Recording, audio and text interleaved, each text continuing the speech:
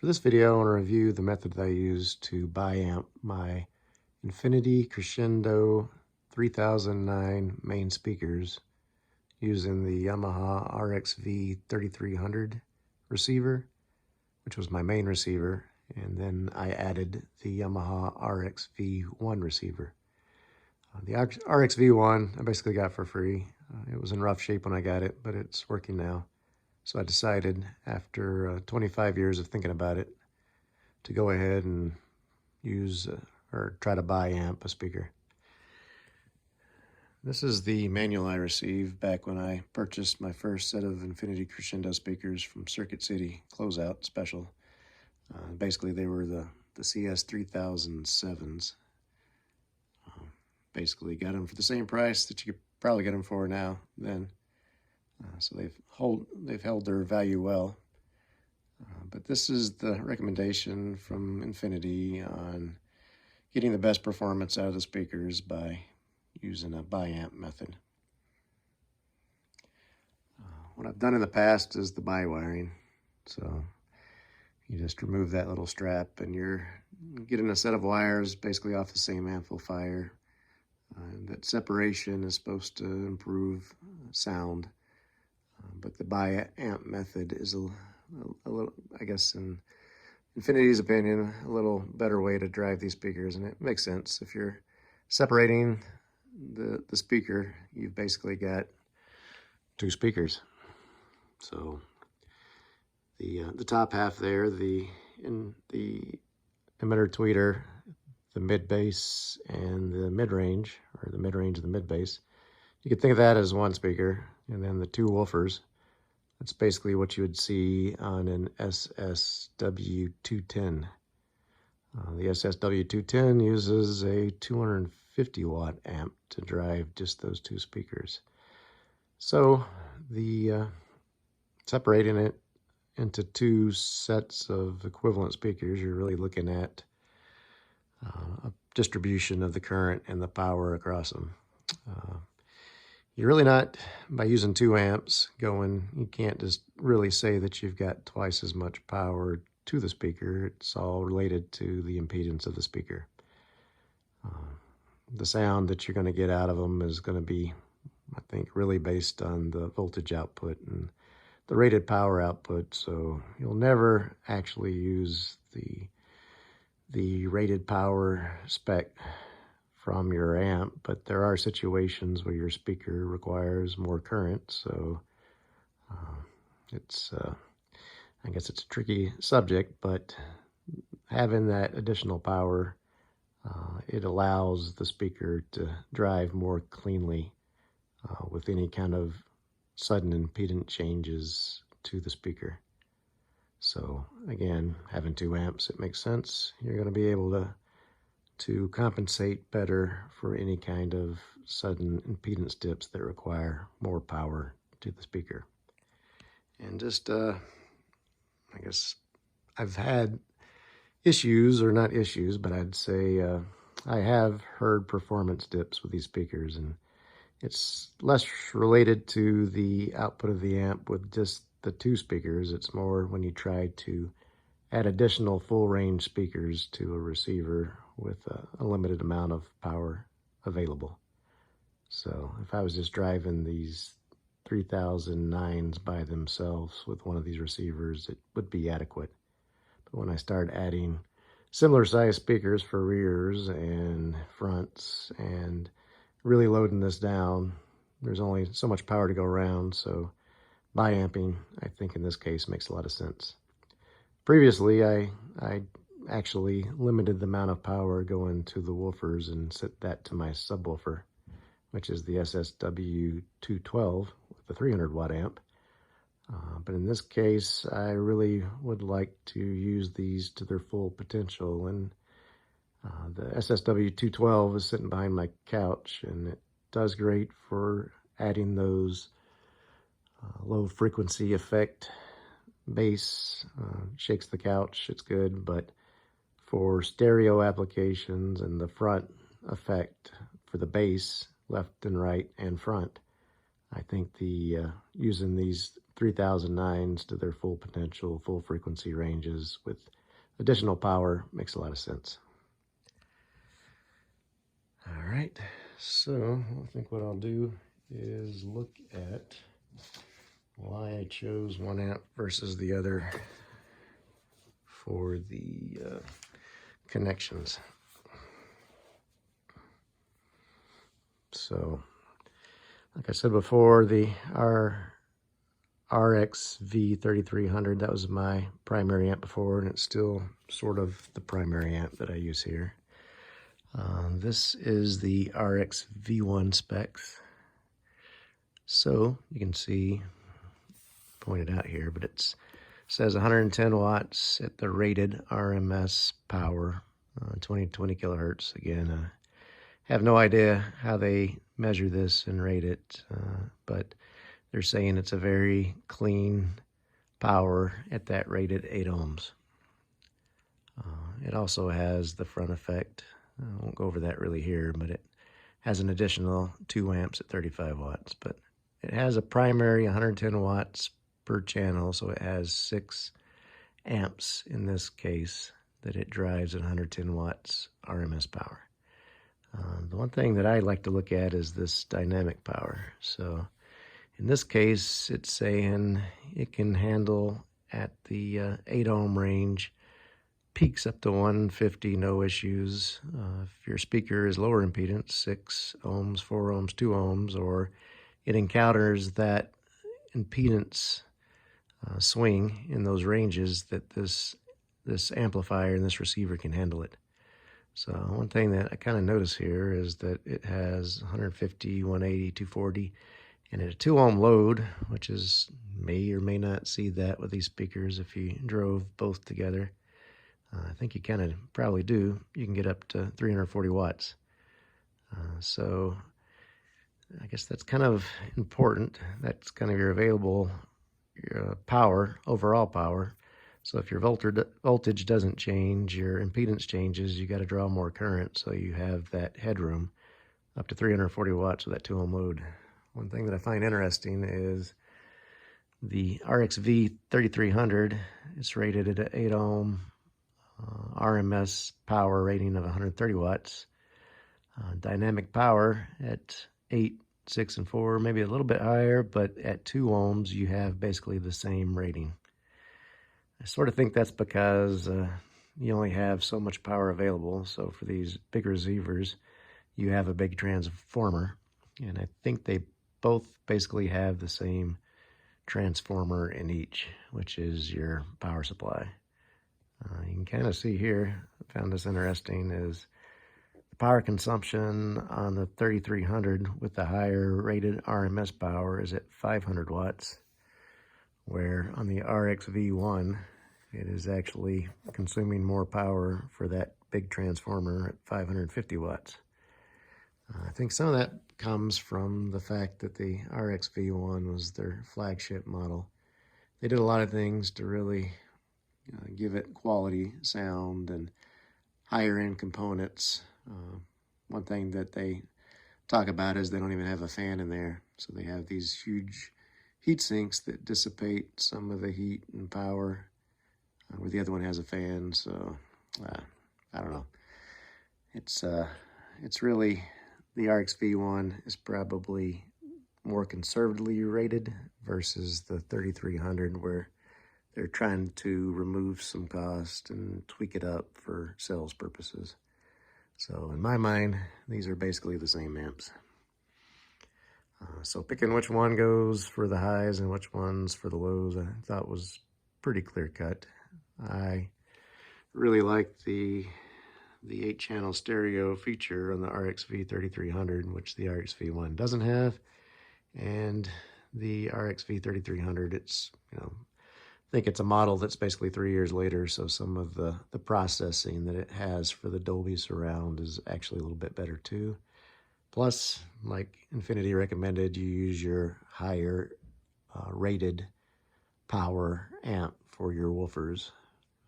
But again, the RX-V1, it should sound a little bit cleaner, in my opinion, I think, than the RX-V3300, based on some of the the no-cost spared components that they used. It's freaking very heavy. It's copper-plated everything in it. It's just, you can tell they really spared no expense on that. So I expect a little bit better sound. And that's what I use, I think, to drive your higher frequency components. Most of your audible sound that you can distinguish if it's got issues with it is your tweeter and your mid-range and your mid-bass. So the woofers can tolerate a little worse or noisier signal than the higher range components. So again, that makes more sense. The last thing that I really think that made the decision final was that the RX-V1 has an additional main in for the center speaker. So most of these receivers will have main ends for the left and right channel, but sometimes they don't have additional input. So I'm going to utilize that input on the RX-V1. There's outputs for all the channels on each of these, so it makes sense to use the RX-V1 as the secondary, in my opinion. So let's take a look. One other thing here. So this is the spec sheet for my CS-3009s. Kind of gives you some of the background, price and components, and but the main thing here is the circuit. So this is kind of how you buy amp this receiver, or this speaker, sorry. So you can kind of see here, you've got separate inputs for your woofers, which is usually the way that they set this up, and separate inputs for your tweeter, mid-range, and mid-bass. So what you're really doing here, you'll hear people talk about this. I guess back when this was written, it maybe wasn't such a big deal, but you'll hear about active versus passive amping or bi-amping. So to me, when you bi-amp, it's pretty much always going to be passive, in my opinion. And what passive is you're using the speaker's crossover to kind of separate the frequencies and filter out the ones that you don't want for each component. So in order to actively bi-amp, you would have a two-way speaker, basically. So you'd have a high and a low. You'd remove any kind of filter in the speaker itself, the crossover, and your filtering would be done by your preamplifier before the signal's amplified. So you would tell your preamplifier it should have the capability to give you frequencies in these cutover ranges. So say this was just a two-way, which it's not, but say you wanted to have frequencies below 200 hertz and above 200 hertz, you would send the frequency below 200 hertz to an amplifier, have those signals amplified, and go directly through your woofers, bypassing your crossover circuit. Same with this. If you could look at this as one speaker, but basically when you bi-amp, you're pretty much always going to use your crossover for your higher frequencies. So when you get your 200 hertz to 3, or yeah, I guess in this case it's probably going to be up to 20,000 hertz. You're going to send those to these inputs. It's going to separate the frequencies into their specified ranges for each component. So that's really not active there. That's going to be a passive. You can do half active, half passive. But in order to really do an active for this speaker for all components, you would need pretty elaborate preamplifier to separate those frequencies, and then you would have to have 4 amplifiers per speaker to do it that recommended way. So again, to me, that's overkill as far as cost, and I don't think you're really going to get the benefit with those 4 amps. I know there will be discussions on that, but to me, a passive bi-amp, I think, is the only way that you're going to do it with the CS-3009s. All right, so getting back to active and passive again. What I had before was probably more representative of an active-passive combination of biamping with your subwoofer.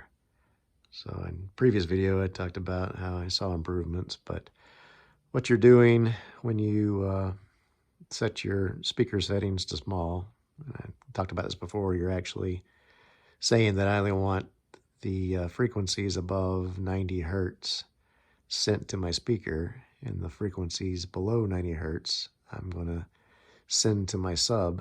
But when I send them to my sub, I'm using a low line level input, which is basically a coax cable or sub cable. You can use RCA cables, but you're sending those unamplified signals to your subwoofer.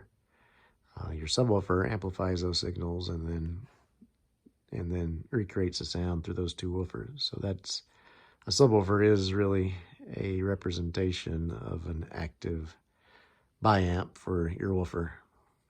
In this case, I'm going to use the passive side and have my amplifier amplify all signals, send it to my woofers. My crossover takes out the portion that shouldn't be used for the woofer, and then full range of frequencies are going to be amplified by my other amp and sent to the higher frequency components, and then across its crossover, and they'll be separated into the specified frequency ranges for each component. So I'm going to trust Infinity knew what they were doing with their crossovers in the speakers, and okay, maybe I use a little more power from each amp. I get a little loss by doing it that way, but I think I have adequate power now using a separate amp from the RX-V1 to drive the highs and a separate amp for the RX-V3300 to drive the woofers. All right, I think that kind of covers everything other than maybe how I did this, so I'll talk about that. I'll use the RX-V1 back panel in the manual as a reference.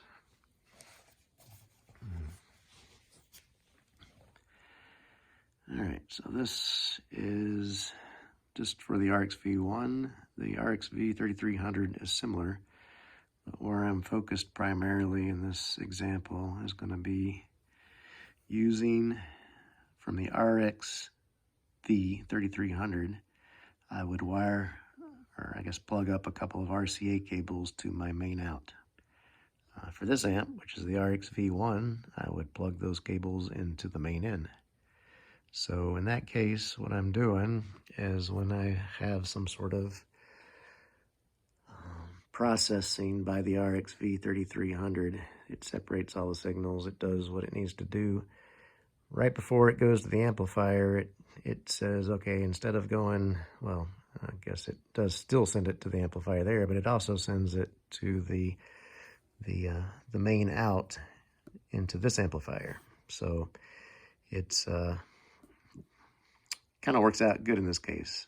I did forget to mention that, but I noticed another reason I'm using the RX-V3300 as the main amp is that it does not switch off or divert signals when you plug into the main ins, or main outs, I'm sorry. So if I plugged into the main outs on the RX-V1, for some reason they've added additional circuitry to turn off the amp. Again, I really didn't want that feature, but there's ways around it. You could split the signal with some external cables, a Y, and go out and in, but in this case, I come out of the RX-V3300 main out. I still get the amplification of the signals inside the RX-V3300 amplifier, but I also send the same signals to the input of the RX-V1 using the main ends on it. So then from there, I use the speaker terminals. In both cases, I use the A's to go to my main speaker.